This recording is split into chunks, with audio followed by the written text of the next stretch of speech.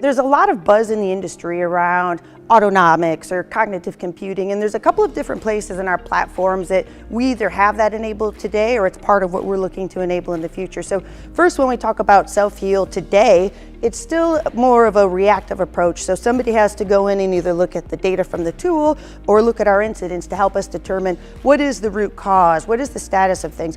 When we talk about future state, we're going to be leveraging machine learning, one, to understand what the root cause is, as well as drive automation. So think about it like this. You have a new issue that develops. We can trigger automation A. Does the error state go away? If not, go to automation B. Does it go away?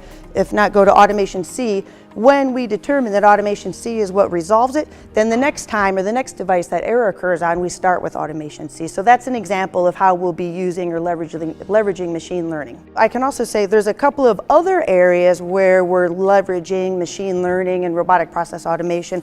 One is in what we're doing with the virtual chatbot. So think about you're an end user, you go to your mobile application because you're having a browser issue. You type in Chrome issue. The chatbot is going to go out and leverage past experience to determine what's the best solution that it can recommend for you to do, and then even where applicable, launch the automation to resolve the issue automatically, or give you the option to do that. Learn more about self-healing at 800-350-8430.